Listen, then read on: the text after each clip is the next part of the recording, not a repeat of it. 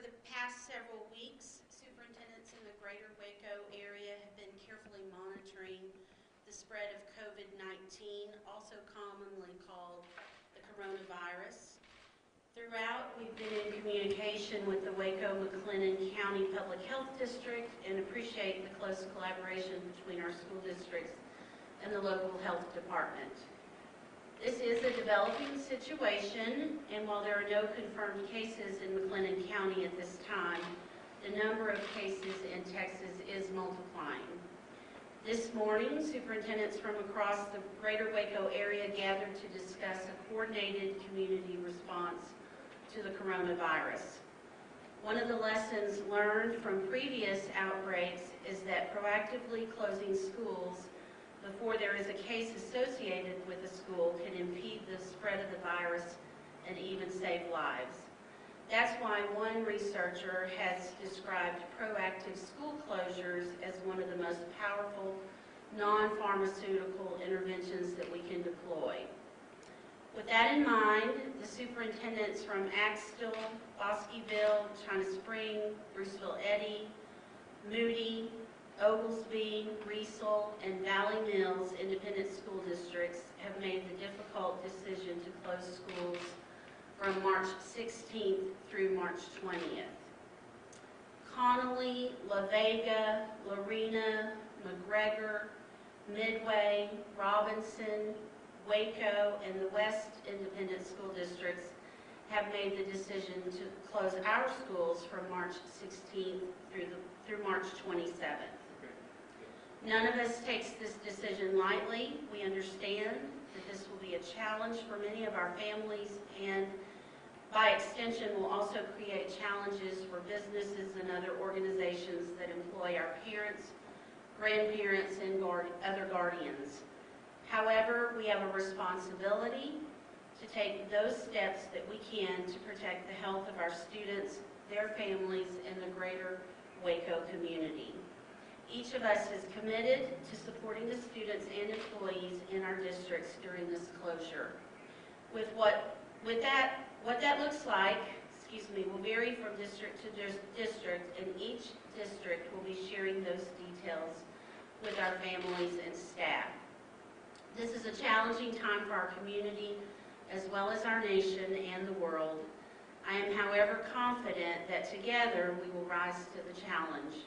I want to thank you, our families, our employees, and our communities for joining us in this effort to do what we can to slow the spread of the coronavirus and hopefully save lives. Now I'd like to introduce Midway ISD Superintendent, Dr. George Kazanis. Following his comments, we'd be happy to take your questions. Thank you, Dr. Kincannon. I'd also just like to add a few more things to what Dr. Kincannon has just shared with all of you. And first of all, of course, just recently today at noon, Governor Abbott did declare Texas in a state of emergency, which allowed the state to qualify for disaster relief funds and more federal aid to our state. Also, just recently, within the last 30 minutes, President Trump had a national press conference, and he also declared the United States in a national emergency. Also, 8 states have closed all of their public schools, states of emergencies in those areas. So this is a situation that does require extreme measures. And our response today with closing for 2 weeks is simply a proactive measure, as Dr. Kincannon laid out, looking at different research from health professionals. We also, though, know of confirmed cases even in our neighbor in Bell County, and so we do understand the likelihood of this virus spreading. It is a shared sacrifice. This is a shared sacrifice, of course, of your public school systems, but also shared sacrifices of our health professionals, all of our parents, guardians, grandparents, and students. And then also, though, our faculty and staff. We will continue, though, to work collectively, as Dr. Kincannon mentioned, utilizing our local excellent resources that we have here in the Waco-McLennan County Public Health District, as well as our state resources and national resources. In our district in particular, we will continue to monitor student travel, parent travel that has occurred over the break, well, looking at internationally, which we are in the process of gathering, but we'll soon also gather information about domestic travel that has occurred. This is a situation that's in flux. It will continue to change day by day, and so information can change, and so we just highly encourage folks to stay tuned for alerts and for information from their respective districts, because that will be occurring. But again, I can't stress enough our collaborative efforts that have occurred here in our county with our superintendents and our public schools and our partners. We thank Region 12 for hosting us today for this press conference. And then finally, we just want to continue to reiterate and reinforce what has been said by our health professionals to take care of ourselves. We must take heed all the advice that's given to us for that social distancing, for proper hand washing, for example, and for taking the advice that our health professionals have provided to us. So, as Dr. Kincannon mentioned, we're certainly welcome to take any questions that you might have at this time. I have a question, Imani Channel 6. What is being done for the students who rely on free breakfast and lunch? Sure. I'll address what we're planning to do in our district, and Dr. Kincannon also as well, and the other superintendents here today. But we certainly are making plans for that. Either if we are doing that if we have an independent system for food service, or we might have a contracted food service, they're looking at the federal guidelines that are available about that, and we are, for example, in Midway meeting tomorrow morning to make some plans to determine how we could possibly roll that out. We have to look at areas in terms of to-go packages, if you will, look at our most vulnerable areas in our communities, get the word out so families understand that these types of meals would be available. But we have anticipated that question and are working really hard in order how to meet the need of our community. We too are developing plans for meals, and will be delivering meals to strategic places within the community, most likely school campuses and or some other locations. Our staff is currently working on that plan, but it is important to us that we take care of our kids and make sure they get the meals that they need. You mentioned travel with students. Are there students right now that travel for spring break that are having trouble coming back, possibly in other parts of the country? I'm not aware of that. I think they're following and being able to follow the national guidelines. And certainly, the White House has gotten more specifics about what those are, but I'm not hearing any difficulties. But there's certainly communication about what those are, and people are making appropriate plans.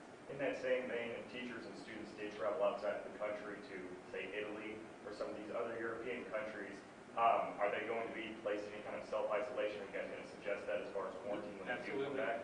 Following guidelines from the CDC, following guidelines from the health department about the 14-day quarantine. Absolutely.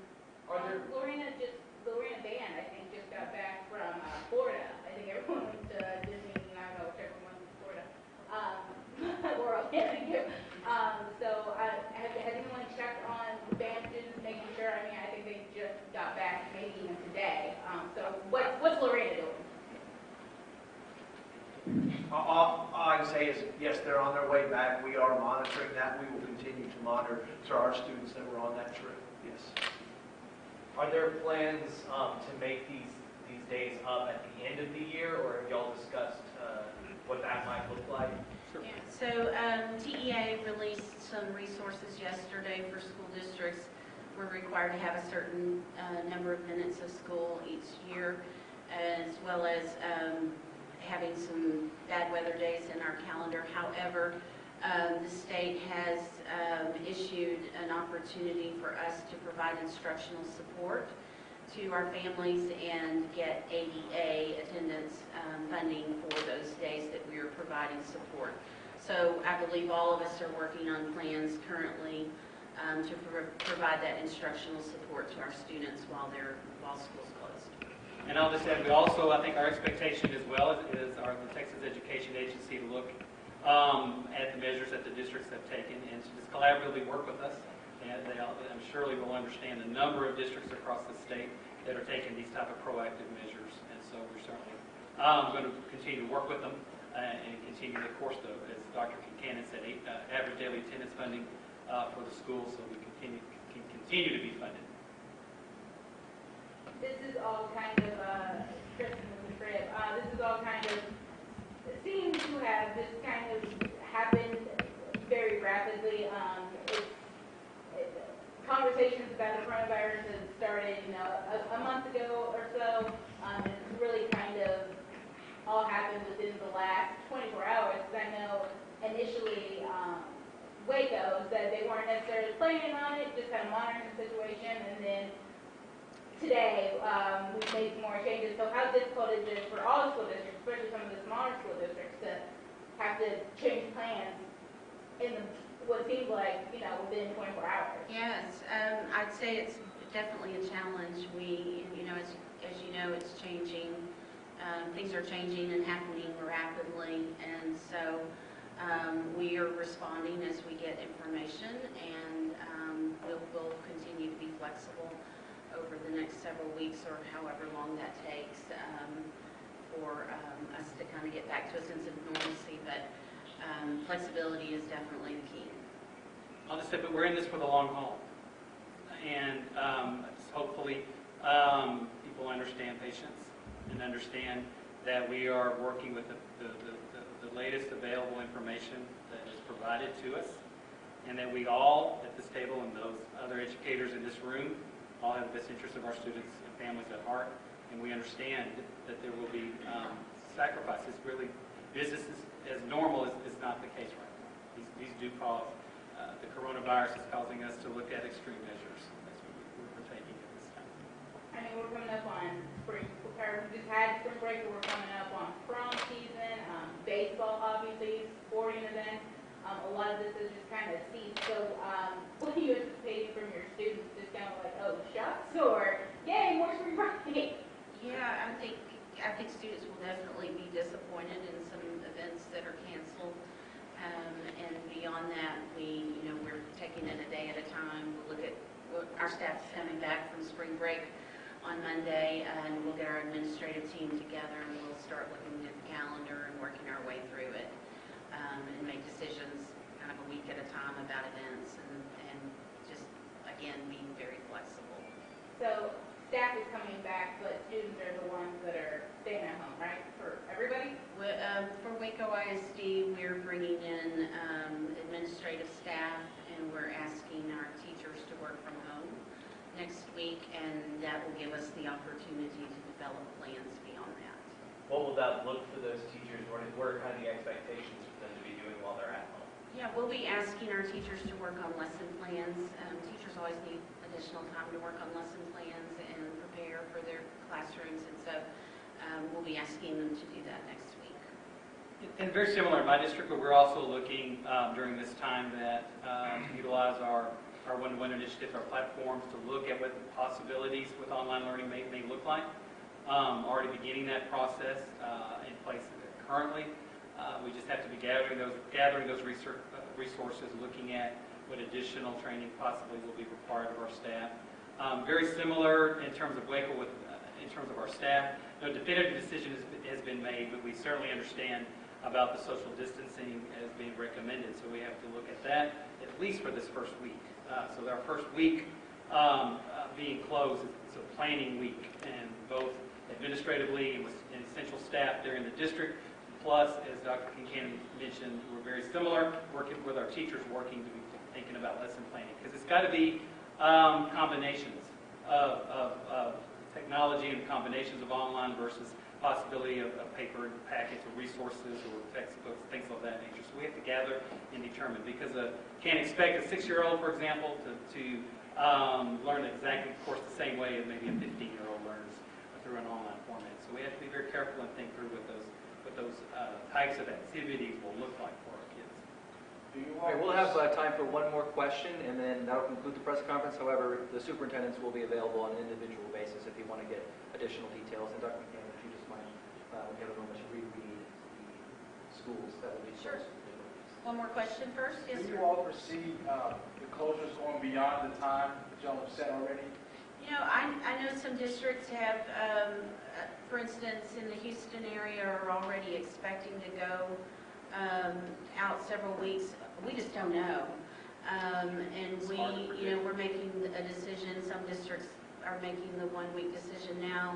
Some are making the 2-week decision, and we will just have to monitor, and each community will have to make their own decision based on the information that we have at the time. And so, not sure how it will play out. Okay, so read the districts again. At this time, districts that are planning to close for 1 week are Axtell, Bosqueville, China Spring, Bruceville Eddy, Moody, Oglesby, Riesel, and Valley Mills. Districts that are closing 2 weeks are Connolly, La Vega, Lorena, McGregor, Midway, Robinson, Waco, and West. Thank you very much. Thank you. Thank you.